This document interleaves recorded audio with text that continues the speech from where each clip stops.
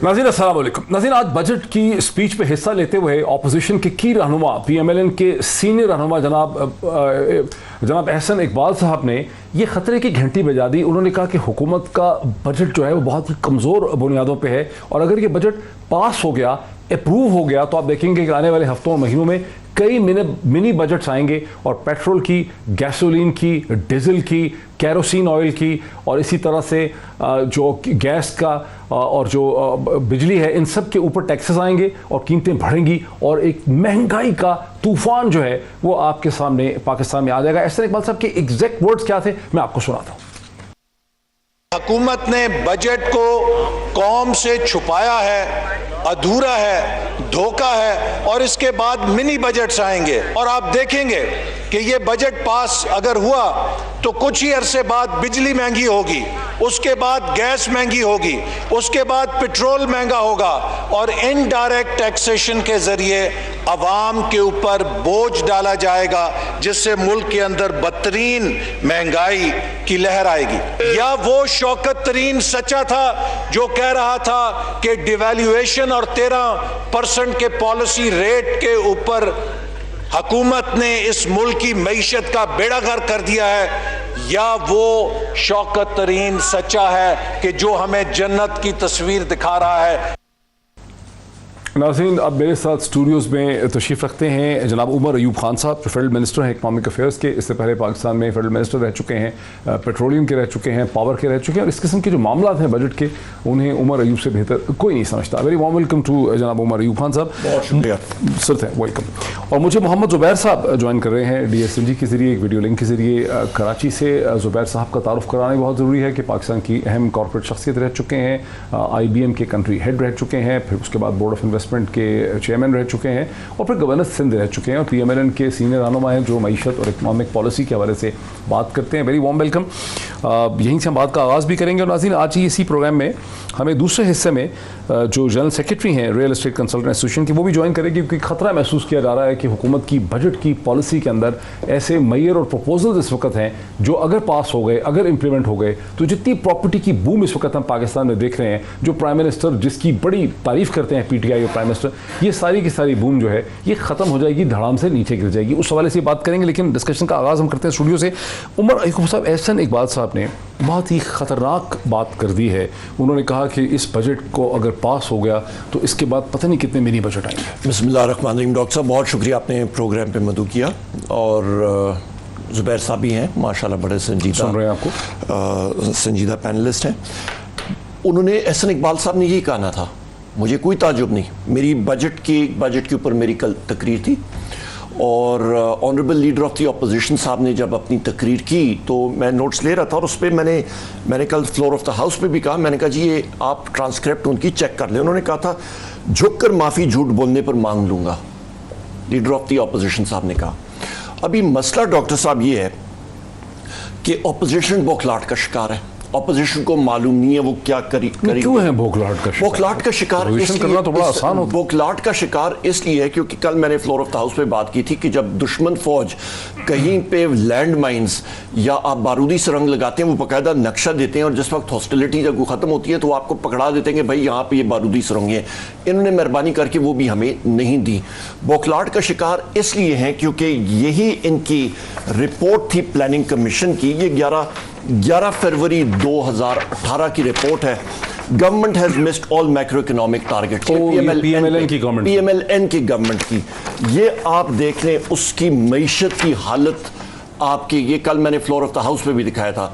ये एक मरीज लेटा हुआ है, ढांचा सा बना हुआ है, उसको IMF की ड्रिप लग रही है और ये 9 फरवरी 2018 की है। ये वो हालात थे। फिर उसके बाद ये आपके पास जनाब वाला कैपेसिटी पेमेंट्स देखें, एक बुचाड़ है।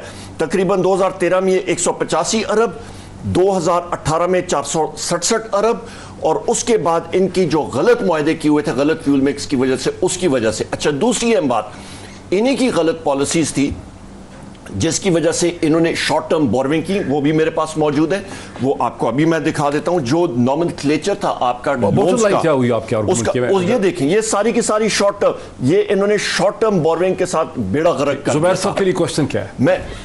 मेरा क्वेश्चन ये है कि आप मान जाएं आपसे गलती हुई, आप लोग मान जाएं आपने मैसअप किया, आप मान जाएं कि एक टर्मिनल आपने एलएनजी का जिस पर लगाया, 2 टर्मिनल्स आप अभी जो वो कह रहे हैं कि आपकी हुकूमत ने एक हवाम का बजट, मैं अभी आता हूं, हवा का, मैं अभी बता, उसके बाद मिनी बजट, मैं उस पे भी आता हूं। 2 टर्मिनल्स, ये बड़ा मतलब कहते हैं कि जी हमने टर्मिनल्स लगाए, ये किया, कोई स्टोरेज नहीं, 2 टर्मिनल्स लग रहे हैं। 2 टर्मिनल्स के रेट में साल का 2.5 अरब रुपए का डिफरेंस। क्यों? हम लोगों ने एलएनजी रेट रीनेगोशिएट किया कतर के साथ, $3.5 अरब की 10 साल में सेविंग आएगी। एक उसके ऊपर इनके जहाज अलग होने देंगे, वो बेचारा जो जहाज को नहीं आप लोग जाने दे रहे? नहीं, वो तो सारा सेटल हो गया, सेटल हो गया, सेटल सारा हो गया। अच्छा, उस जहाज ने जाना है जो एक वो अभी डील कर रहे हैं, वो FSRU की आप बात करें। दूसरी, इनके होशवास क्यों उड़े हुए हैं? क्योंकि हमारी हुकूमत जो है वो तकरीबन 60 लाख घरानों को लोन दे रही है, इंशाल्लाह 5 लाख रुपए की बगैर सूद के। ये डायरेक्टली इंजेक्शन है। आपका एग्रीकल्चरल लोन तकरीबन 2 लाख रुपए का लग रहा है।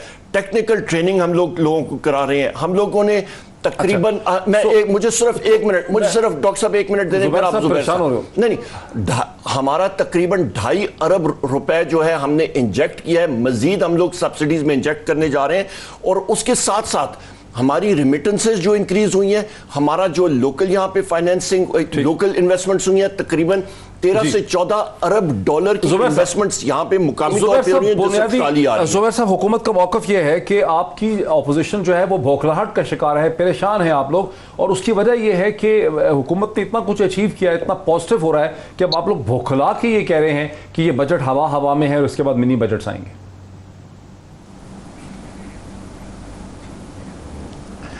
आई थॉट हम बजट की बात कर रहे हैं, ये वही वापस चले जाते हैं सन 75 में। अगर हम पहले तो बजट पर फोकस कर ले कि why we think, because debate is about today. आज की मीशत के हवाले से, आज की गुर्बत के हवाले से, आज की महंगाई के हवाले से, आज की बेरोज़गारी के हवाले से। 3 साल के बाद डॉक्टर साहब, 4 साल यूएस में प्रेसिडेंशियल टर्म होता है, कांग्रेशनल टर्म होता है 4 साल, तो 3 साल के बाद तो वो लास्ट ईयर उनका इलेक्शन ईयर होता है, या 3 साल के बाद अभी शुरुआत ही नहीं हुई है, अभी भी वहीं पीछे बैठे हुए हैं कि जी वो, जिस तरह अगर ट्रंप को आपने कभी सुना था कि वो ओबामा को ब्लेम कर रहा हो 2020 के इलेक्शंस में।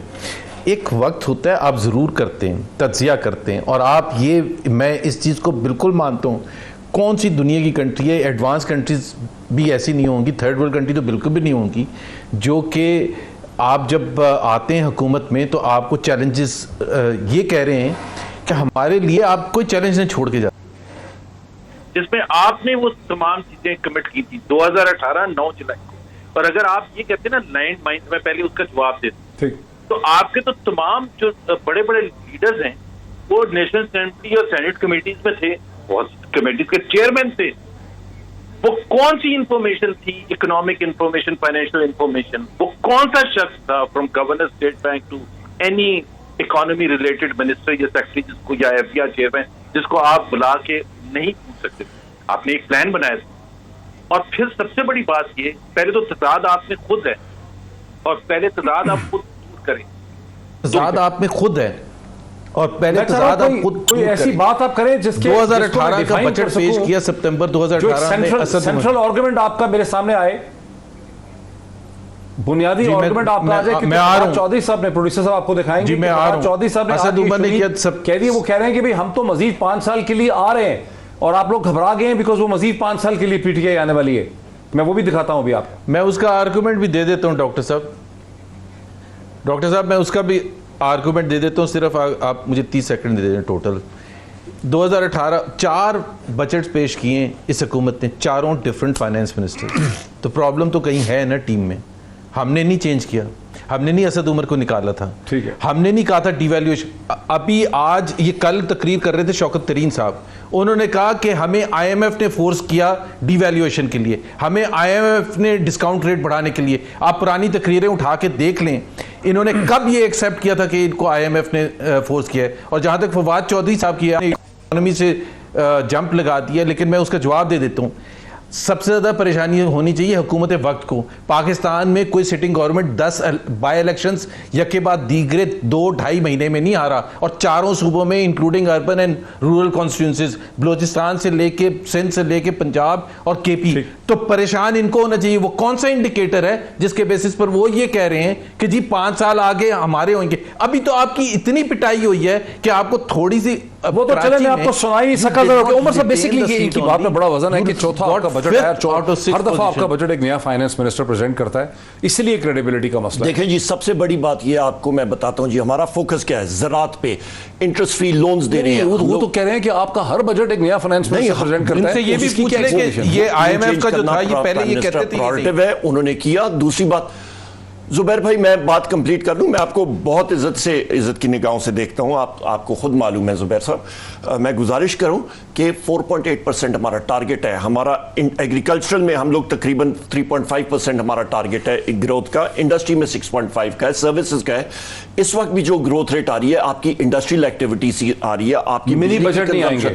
मिनी बजट क्यों आएगा? इस बजट के बाद गैस पे, बिजली पे, पेट्रोलियम पे नए टैक्सेस नहीं लगाएंगे। नहीं, देखें, आपका PDL पेट्रोलियम डेवलपमेंट लेवी सालों साल एक टैक्सेशन का मेजर होता है, बजट में वो फैक्टरिंग किया जाता है। मैं आपको दिखाता हूं कि डॉक्टर इकरामुल हक साहब से मैंने डॉक्टर इकरामुल हक साहब से मैंने बात की। बाकी सिर्फ मैं साहब जरा दिखाएं, मैंने 1 मिनट का ऐसा, वो देखें वो क्या कहते हैं पेट्रोलियम लेवी के हवाले से।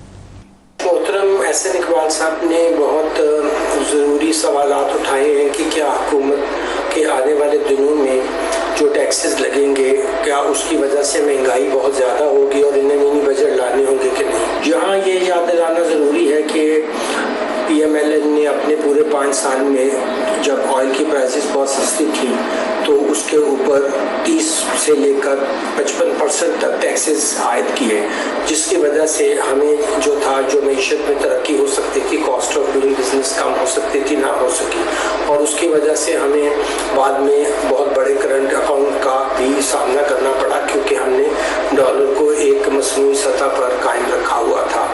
जहाँ तक इस हुकूमत का मामला है, तेल जो है उसकी कीमत जो है वो आलमी मार्केट में बहुत बढ़ रही है, और IMF के प्रोग्राम के मुताबिक हमें 561 अरब के पेट्रोलियम लेवी इकट्ठी करना है। अब अगर हम इतनी पेट्रोलियम की लेवी इकट्ठी करें तो इसका मतलब ये है कि कंजम्पशन भी ज़्यादा होगी और टैक्सेस की शरह भी ऊपर जाएगी, और अगर कीमत भी ऊपर गई तो फिर तो हर चीज़ महंगी होगी, क्योंकि हमारे यहाँ पेट्रोलियम प्रोडक्ट्स के साथ सारी चीज़ें जुड़ी होती हैं।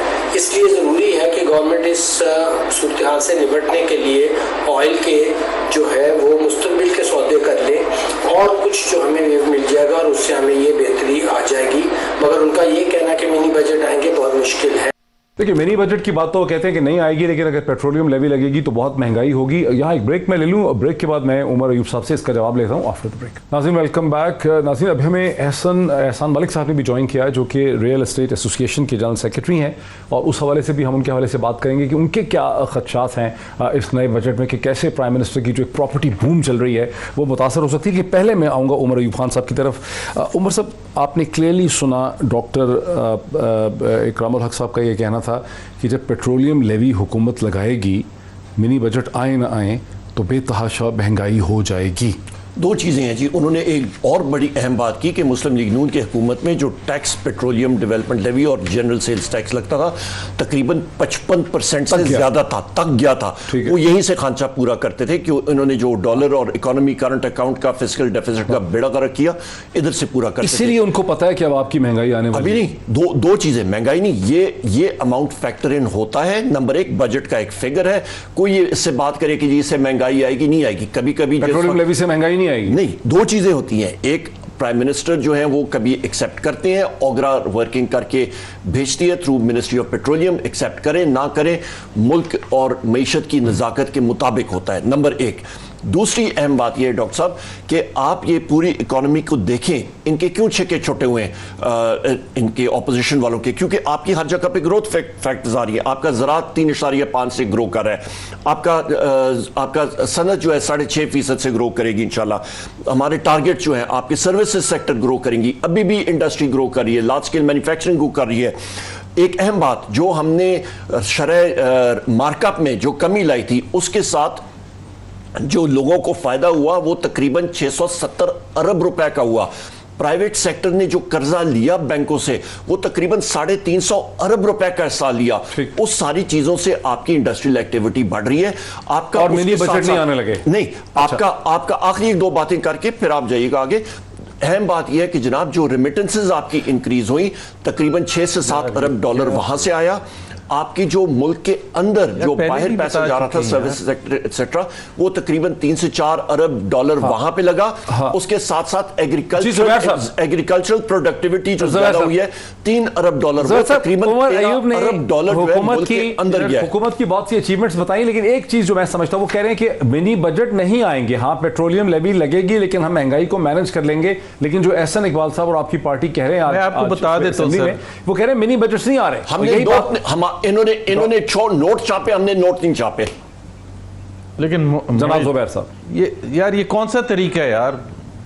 एक सेकंड उमर, मैं भी आपकी बड़ी इज्जत करता हूं, आप इतना एक मोहित आप प्लीज मुझे टाइम दीजिएगा। आप 15 सेकंड में इंटरप्ट कर देते, कैसे अपना कोई फ्लो जारी रख सकता है? And let me speak my mind. पहली बात ये, हाउ द बजट, चाहता हूं मुझे आवाज नहीं आई बजट इज सॉरी 610 बिलियन रुपए रखे गए हैं बजट में पेट्रोल। अच्छा नहीं, वो 610 बिलियन रुपए रखे गए हैं बजट डॉक्यूमेंट में पेट्रोलियम लेवी के। इस वक्त पेट्रोलियम लेवी है तकरीबन 5 रुपए से भी कम है, 4.5 है। अगर आप 30 रुपए करते ना मोहित, तो फिर जाके आप प्रेजेंट कंजम्पशन पर आप 610 बिलियन कलेक्ट करेंगे। यानी कि if all other things remain the same, आपको 25 रुपए पेट्रोल की प्राइस आप बढ़ाएंगे तो आपका जाके वो 610 बिलियन का होगा। 25 रुपए? ये क्या कहते हैं, इनका रैशनल क्या? मैं इनके फाइनेंस मिनिस्टर 25 रुपए तो शौकत तरीन साहब का ये तो नहीं मान रहे। मैंने 25 रुपए आज 5 रुपए से कम है सर। ये एक सेकंड इसका जवाब ले लें। 25 रुपए बढ़ाएंगे आप पेट्रोल पे? गलत सर, गलत है सर। आप फिगर्स वो कह रहे हो ही नहीं सकता। Mohit, I am not enjoying this show. I am not enjoying this show at all because आप मुझे आर्गुमेंट ही नहीं बिल्टअप करने देते। मैं बड़ा सिंपल से सर एक बजट में डॉक्यूमेंट में 610 बिलियन रुपए रखे गए हैं पेट्रोलियम लेवी की मद में। 610 बिलियन एट प्रेजेंट कंजम्पशन आप बता दें क्या रेट होगा? वो 30 रुपए है। खुद शौकत तरीन साहब माने, मेरे साथ प्रोग्राम में माने, और मैं उनका रैशनल बता देता हूं कि वो कैसे वो कहते हैं कि इसको हम एडजस्ट करेंगे। वो ऐसे एडजस्ट करेंगे अकॉर्डिंग टू शौकत तरीन, बिकॉज शौकत तरीन फाइनेंस से ज़्यादा इंटरनेशनल रिलेशंस और डोमेस्टिक पॉलिटिक्स पर बात करते हैं। वो कहते हैं कि ईरान पर सैंक्शंस जब ख़त्म हो जाएंगी अमेरिका की, तो ईरान को ऑयल प्रोडक्शन की भरपूर इजाज़त होगी, जिसकी वजह से डिमांड सप्लाई जो है उसका बैलेंस फेवरेबल हो जाएगा और इंटरनेशनल ऑयल प्राइस गिरेंगी। जब इंटरनेशनल ऑयल प्राइसेस गिरेंगी तो हम उस वक्त इसको एडजस्ट करेंगे। आज की जो इंटरनेशनल ऑयल प्राइसेस है उसमें 25 रुपए पर लीटर पेट्रोलियम लेवी नहीं बढ़ सकता, और बगैर 25 रुपए बढ़ाए हुए 610 बिलियन का पेट्रोलियम लेवी 610 बिलियन का नहीं आ सकता। दूसरी बात ये लास्ट पॉइंट कि जो इनको जवाब देने में इसका टोटल टैक्स रेवेन्यू में 800 बिलियन का इजाफा कर सकी। चलें ठीक है। उमर अयूब साहब को इसका इतना बड़ा इंपॉर्टेंट पॉइंट आपने रेज किया है, और वो जो आपके साथ हो रहा है ना, वो जो प्रॉब्लम हो रहा है वो बेसिकली हो रहा है थोड़ा सा डिलेड इफेक्ट होता है लाइव प्रोग्राम में, उस वजह से इफेक्ट हो रहा है। हम नहीं इंटरफेयर कर रहे जी, इसका जवाब दें। उन्होंने बहुत इंपॉर्टेंट पॉइंट रेज किया। उन्होंने कहा ये पैसे पूरे नहीं हो सकते जितने आपने रखे हैं। उनका पॉइंट जब तक आप 25 नहीं पॉइंट है, वो मैथमेटिक्स की बात कर रहे हैं। मैं भी मैथमेटिक्स की बात बताए ना सर, सब जवाब में मैथमेटिकली। मैं कौन सा फारसी लिटरेचर की बात कर रहा हूं, मैं भी मैथमेटिक्स की बात कर रहा हूं। 610 आपने पूरे 600 आपने बजट में एक फिगर लिखी है, ठीक है, चाहे आप पेट्रोलियम डेवलपमेंट लेवी से करें या आप रेवेन्यू से इकट्ठा करें, आपने टोटल फिगर पूरी करनी है। हम लोग बाकी सोर्सेज से पूरा कर लेंगे। एक फिगर नहीं पेट्रोलियम लेवी लिखा हुआ है, पेट्रोलियम लेवी की मद में 610 बिलियन है। नहीं, आई एम सॉरी, अभी इंटरफियर ना करें जुबैर साहब, सॉरी इंटरफियर ना करें, मैं मुकम्मल कर लूं बात, फिर आप कीजिएगा। आपका पेट्रोलियम लेवी की मद में लाइन लिखा हुआ है, पेट्रोलियम लेवी 610 बिलियन। बजट का मेन डॉक्यूमेंट उठा के देख लें। और सर जी आप मेहरबानी करें, आप इंटरफियर ना करें, मैं बात पूरी कर लूं, फिर आप जितना मर्जी करें। आप ठीक नहीं कह रहे। मैं बिल्कुल ठीक कर रहा हूं। आपका जो है पेट्रोलियम डेवलपमेंट लेवी जरूरी नहीं होता है आप पूरी की पूरी रिकवर करें, आप उससे कम भी कर सकते हैं। प्राइम मिनिस्टर का प्रोगेटिव होगा, कैबिनेट हुकूमत का होता है कि कई बार जो है आप प्राइस इंक्रीज नहीं पास ऑन करते। जब आप देखते हैं कि अवाम जो है वो मुश्किल में, आप नहीं इंक्रीज करते हैं, तो वो प्रोगेटिव होता है। इसका मतलब है कि आप वो टारगेट पेट्रोलियम डेवलपमेंट लेवी का पूरा नहीं उठाते, क्योंकि आप वो अमाउंट किसी और मद में टैक्सेशन से या आपकी रेवेन्यू स्ट्रीम जो आ रही होती है आप उसे पूरा कर लेते हैं। इसका फैसला अगले 3-4 दिन में हो जाएगा बजट के अप्रूवल के साथ? बजट के अप्रूवल के साथ पता चल जाएगा, ये शफाफियत होगी इसमें, ये सारी के साथ हमेशा ये होता है। और दूसरी अहम बात, हम लोगों का पहले ये लोग कहते थे कि जी नहीं हो सकता रेवेन्यू। अल्हम्दुलिल्लाह पाकिस्तान वो मुल्क है जहां पे हमने अपने रेवेन्यू टारगेट्स एक्सीड किए। Number 2, debt to GDP ratio, जिस पे ये बड़ा शोर उठा रहे थे, अल्हम्दुलिल्लाह दुनिया में 10% डेट टू जीडीपी रेशो चढ़ा। नाज़रीन, एक बहुत ही इंपॉर्टेंट इशू की तरफ आपकी तवज्जो दिलाता हूं जिसका आम आवाम से बहुत ताल्लुक है। आपने देखा कि इस वक्त जितनी इकोनॉमी और मईशत की तारीफ हो रही है गुज़िश्ता चंद माह में, वो प्रॉपर्टी बूम की वजह से हो रही है। लोग धड़ाधड़ घर बना रहे हैं, अपने लिए भी बना रहे हैं, बेच रहे हैं, फैमिलीज बना रही हैं, अब सरिये की खपत हो रही है, ईंट की खपत हो रही है, लेबर लगी हुई है। लेकिन फेडरल बोर्ड ऑफ रेवेन्यू ने एक ऐसा प्रपोजल प्लेस कर दिया है इस बजट के अंदर जो अभी तक जिसका सियासतदानों को पता ही नहीं है। जिस प्रपोजल में यह है कि जो कैपिटल गेन्स टैक्स होंगे प्रॉपर्टी की सेल के ऊपर, उससे लोगों की रेगुलर इनकम का हिस्सा बना दिया जा सकता है और यूं वो 30-35% पे उस पर टैक्स पड़ जाएगा, जो अभी 2.5-3% या 5% के करीब है। मुझे चूंकि इस वक्त ज्वाइन कर रहे हैं मोहम्मद एहसान मलिक साहब। एहसान मलिक साहब, जरा इसको थोड़ा सा डिस्क्राइब कर दें ताकि समझ आ सके जुबैर साहब को भी और उमर अयूब साहब को भी। बिस्मिल्लाहिर्रहमानिर्रहीम। मोइज साहब, सबसे पहले मैं थोड़ा सा 1 मिनट आपका लूंगा। आज हमारी एसोसिएशन ने सेनेट की स्टैंडिंग कमेटी फॉर फाइनेंस में इसको रिप्रेजेंट किया और वहां पे स्टैंडिंग कमेटी के सामने हमने ये 2 पॉइंट्स रखे, एक सेक्शन 37 गेन टैक्स वाला और दूसरा सेक्शन 203A। सबसे पहले तो सेक्शन 37 जो था, इसके ऊपर एफबीआर गवर्नमेंट की तरफ से बैठी हुई थी, चेयरमैन एफबीआर भी थे, मेंबर पॉलिसी वगैरह भी थे, बाकी सेनेटर साहिबान भी थे। तो हमने इसमें सबसे ज्यादा जो अपोज किया कि जी ये जो आपने प्रपोज फाइनेंस बिल है, इसमें जो 2 वर्ड यूज किए हैं, एक तो हैबिचुअल और एक एडवेंचरर, इसको डिफाइन नहीं किया गया कि कितनी प्रॉपर्टी परचेज करने वाला हैबिचुअल काउंट होगा और कितनी प्रॉपर्टी परचेज करने वाला एडवेंचरर काउंट होगा। दूसरी बात ये कि आपने जो इसमें टाइमलाइन दी है कि और साथ टारगेट दिया है कि 50 लाख रुपीस का अगर आपको गेन हुआ है तो आपने 5% पे करना है। लेकिन जो रियल एस्टेट बिजनेस में है और जो हैबिचुअल या एडवेंचरर हैं, उनकी अदर इनकम्स और इस इनकम को क्लब करके नॉर्मल टैक्स रजीम के तहत आपको टैक्स चार्ज किया जाएगा। मैं अभी उमर साहब की बातचीत सुन रहा था, मेरा उमर साहब से क्वेश्चन है कि माशाल्लाह ये किचन कैबिनेट का भी हिस्सा है, बजट प्रेजेंट भी हुआ होगा पीएम साहब को। पीएम साहब कंस्ट्रक्शन पैकेज, एमनेस्टी स्कीम का झंडा लेके, मैं समझता हूं इन 3 सालों में अगर कोई चीज प्राइम मिनिस्टर के क्रेडिट में जाती है तो that is only construction package, construction industry and real estate sector. ये किसका आइडिया था, ये किसकी शरारत है जिसने इस सेक्टर को भी तबाह करके प्राइम मिनिस्टर को डिस्क्रेडिट करने की कोशिश की है? क्योंकि आप अभी जो रजीम, उमर अयूब साहब का जवाब ले लें। उमर साहब, ये ऐसा लग रहा है कि एफबीआर के कुछ चीफ पॉलिसी टैक्स वगैरह जो है उन्होंने एक ऐसा प्रपोजल डाल दिया है जिसके नतीजे में, और समझ नहीं आ रही आपकी पॉलिटिकल क्लास। बुनियादी तौर पे जी बजट मेकिंग प्रोसेस, अल्हम्दुलिल्लाह मैंने खुद भी 3-4 बजट्स पेश किए हैं, प्रोसेस में रहा हूं। बुनियादी तौर पे एफपीआर में ये सारे के सारे टैक्सेशन मेजर्स वहां पे आते हैं कि जी आप ये सेक्टर सारे के सारे देखें।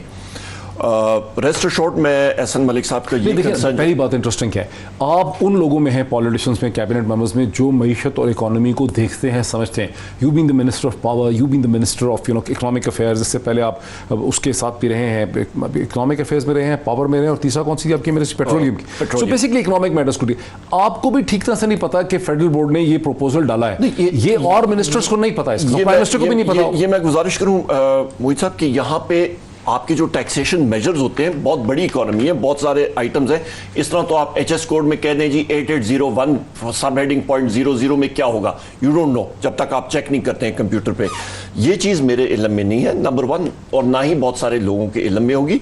मैं चेक करके जो साहिबान इसके साथ डील करते हैं उनके साथ इंशाअल्लाह ताला मैं ज़रूर टेकअप करूंगा और उनको मैं टेक्स्ट करूंगा। डॉक्टर वकार मसूद साहब SAPM है ऑन रेवेन्यू PM साहब के साथ। इस प्रोग्राम के बाद जरूर मैं उनको अप्रोच करूंगा, उनसे पूछूंगा। अच्छा जुबैर साहब, आप मुझसे एग्री करेंगे कि दुनिया भर में जो कैपिटल गेन्स टैक्स है, चूंकि आपने पाकिस्तान से बाहर भी बहुत काम किया है, जो कैपिटल गेन्स टैक्स आपके एसेट्स पे होता है वो हमेशा आपकी रेगुलर तनख्वाह से, सैलरी से और आपकी दूसरी इनकम से अलग होता है, और वो अलग से ही टैक्स होता है, और वही उसकी फुल एंड फाइनल सेटिस्फेक्शन होती है। वो आपकी आमदनी का बाकायदा हिस्सा बना के 30%, 35% पे उसको टैक्स नहीं किया जाता।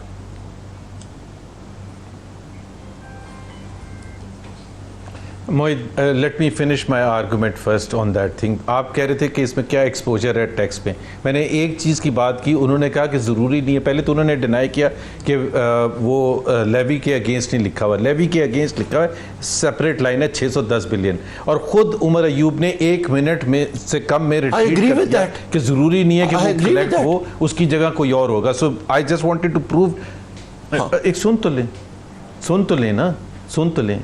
तो एक चीज मैंने सर, ये डिले फैक्टर से आप बोलते रहे सर, आप बोलते रहे जुबैर साहब। Loop holes. दूसरी बात ये है कि हाँ जी आजा, दूसरी बात ये है कि देखिए बजट में 3 चीजें होती हैं बेसिक फंडामेंटल, बाकी जो हजारों पेज होते हैं वो डिटेल्स होती हैं।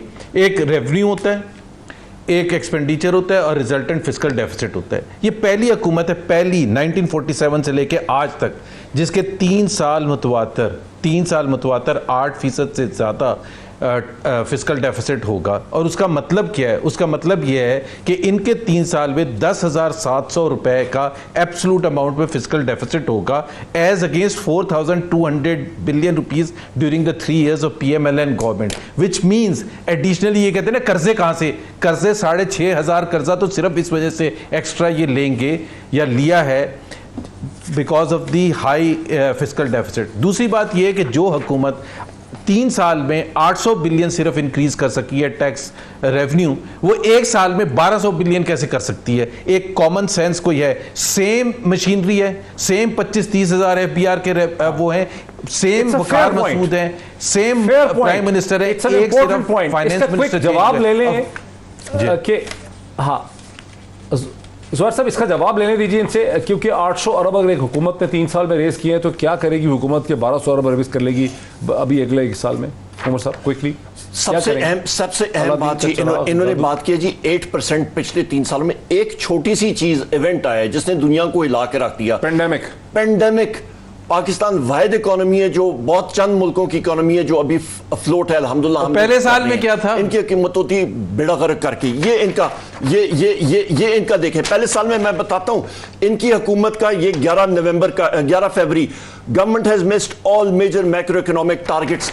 इस आर्टिकल में इनकी प्लानिंग कमीशन ने लिखा था कि जी इनकी कोताहियों की वजह से इनको मजीद कर्जे उठाने पड़ेंगे। ये इंडाइटमेंट है मुस्लिम लीग नून की हुकूमत की। नंबर 1, पावर सेक्टर में ये इनका इंडाइटमेंट है। इनकी फॉलीज दानिस्ता तौर पे इन्होंने मुल्क का कबाड़ा किया। तीसरी चीज आ जाए जनाबे वाला, ये अभी बात करें कि जी हम लोग क्या करेंगे। अल्हम्दुलिल्लाह इकोनॉमी रिबाउंड पे है, हम लोग इसको 1200 अरब रुपया इकट्ठा कर लेंगे आप हम लोग। अच्छा, मजे की बात, इस वक्त इनकी जो प्रोफाइल थी, इनकी प्रोफाइल कर्जों की शॉर्ट टर्म, सारे के सारे शॉर्ट टर्म, इन्होंने प्रोफाइल उड़ा के रख दिया था। ये मैं आपको सामने चार्ट दिखा देता हूं जिस पे ये बड़ा उछलते हैं और बातचीत करते हैं। मैंने वहां पे कल अपनी बजट स्पीच में भी देखा था, ये इनकी प्रोफाइल थी, शॉर्ट टर्म बोरोइंग पे गए हुए थे। अल्हम्दुलिल्लाह हमने उस चीज को रिवर्स किया है। इस वक्त मेरे पास जो कलमदान इकोनॉमिक अफेयर्स का 10 से 11 अरब डॉलर साहब, आप उनको 10 टॉपिक्स पे बोलने की इजाजत देते हैं, मुझे एक टॉपिक पर चेंज कर देते हैं। मुझे इंटरप्ट ना करें। 10 बिलियन डॉलर्स इनफ्लो आता था। इनके 1 सेकंड मुझे कंप्लीट करने दें, मुझे 1 मिनट कंप्लीट करने दें। 10 बिलियन डॉलर्स आता था जिस वक्त ये थे, 5 अरब डॉलर ये इस्तेमाल करते थे प्रिंसिपल और इंटरेस्ट की रीपेमेंट के लिए, और बकिया बाकी चीजों के लिए। इनकी शाह खर्चों की वजह से आज इनके कर्जे 90%। मैं ब्रेक के बाद आपके पास आता हूं और आप इन 3-4 पॉइंट्स का जवाब दे दीजिएगा ब्रेक के बाद जुबैर साहब के पास चलते हैं आफ्टर द ब्रेक। नाज़रीन वेलकम बैक, जुबैर साहब की तरफ चलता हूं। जुबैर साहब, बुनियादी तौर पर उमर ये कह रहे हैं कि उमर अयूब साहब कहते हैं कि पेट्रोलियम लेवी एक सिंगल स्टेप पे नहीं लगेगी, हुकूमत और सरकार के पास फ्लेक्सिबिलिटी है इसको इम्पोज करने की, और शायद पूरी कलेक्शन उसकी हो भी ना। ये उनका पॉइंट है। अब आपका इस पर क्या जवाब? ठीक, एक तो अगर नहीं होगी तो बजट विल बी शॉर्ट ना, ज़ाहिर है रेवेन्यू टारगेट आपका नहीं अचीव होगा, that's what we are saying. देखिए मोहित, मुझे 2-3 आर्गूमेंट्स देने दें। एक तो ये है कि budget is about mathematics. 4700 billion ये प्रोजेक्ट कर रहे हैं कि जी इस साल ये रेवेन्यू क्लोज करेंगे, 4.8% ये ग्रोथ कह रहे हैं और 7% ये कह रहे हैं इन्फ्लेशन होगा, विच मीन्स जो नॉमिनल जीडीपी ग्रोथ होता है वो तकरीबन 12% के करीब होगा, इन्फ्लेशन प्लस जीडीपी ग्रोथ। अगर अब 12% 4,700 पर लगा दें तो तकरीबन 5,250 बिलियन बनते हैं, और ये प्रोजेक्ट कर रहे हैं 5,800। मैं वही इनकी फिगर्स ले रहा हूँ जो इन्होंने ग्रोथ की दी हुई हैं 4.8%, मैं वही फिगर ले रहा हूँ जो इन्होंने इन्फ्लेशन की दी हुई है, और सीधा सीधा मैथमेटिकल नंबर्स लगा रहा हूँ, उसके हिसाब से 5,800 नहीं होगा, 5,200 या 5,300 के दरमियान होगा, विच एक्सपोजेज अ बजट मोर, वो पेट्रोलियम लेवी के अलावा तकरीबन 500 बिलियन से। अब मैं आके इनकी इंटीग्रिटी की बात बता देता हूँ। जब कोविड का नाम भी नहीं किसी ने सुना था, ये जो कह रहे थे ना फिस्कल डेफिसिट, अगर ये मुझे जवाब उसका देते तो ज़्यादा अच्छा होता, और बजाय कि एक वर्ड्स दूसरे यूज़ करने के। फिस्कल डेफिसिट असद उमर साहब ने आया और उन्होंने कहा कि हमारा 5.1% होगा सितंबर 2018 में। जनवरी में ही मेंटेन 5.1%, अप्रैल में ही maintain 5.1%। What was the end result? जून के एंड में 9.1% पाकिस्तान की तारीख का सबसे बुलंद तरीन fiscal deficit, and in amount wise आपके नाजरीन के लिए 800 बिलियन रुपए जून के महीने में एकदम से एक्सपेंडिचर आ गया।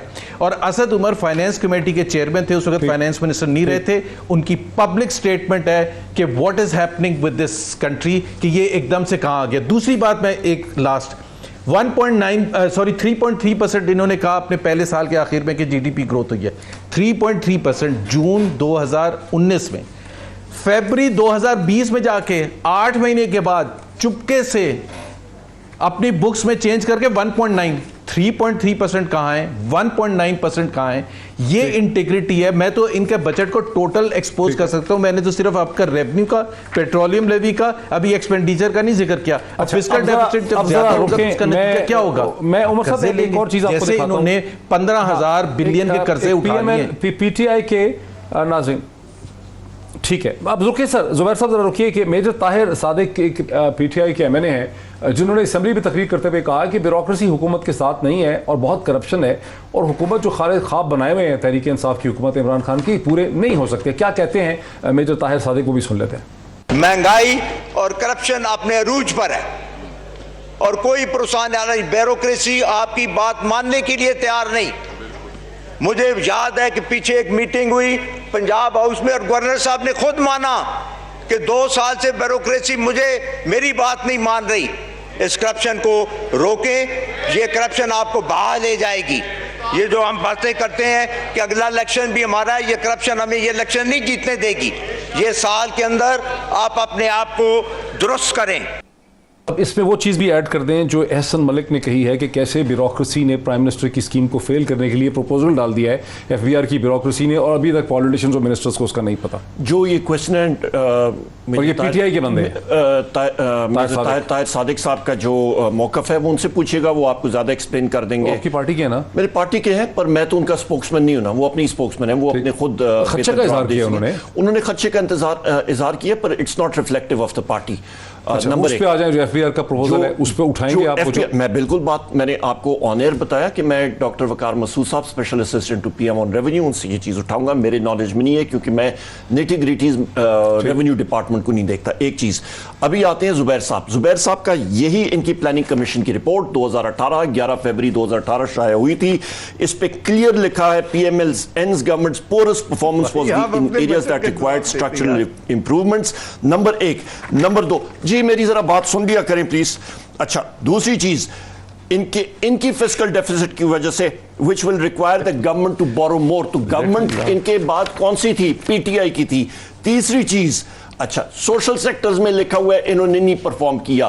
फिस्कल डेफिसिट इनका, बोरोइंग इनकी ज्यादा, इनकी अपनी रिपोर्ट इनकी इंडाइटमेंट वो ये भूल जाते हैं, फिर कहते हैं जी कि असद उमर साहब ने आके क्यों फिस्कल डेफिसिट ज्यादा किया। नंबर एक, आपने जो बारूदी सुरंगें लगाई थी माशाल्लाह एनर्जी में, फिस्कल साइड में बारूदी सुरंगें लगाई थी। बारूदी सुरंगों पे बात खत्म हुई। काश मेरे पास और वक्त होता नाज़रीन, लेकिन मेरा वक्त जो है बिल्कुल खत्म हो गया। अगर मेरे पास वक्त होता तो हम बात और भी बहुत करने वाली थी, लेकिन आज इतना ही। फिर आपसे मुलाकात होती है। बहुत शुक्रिया।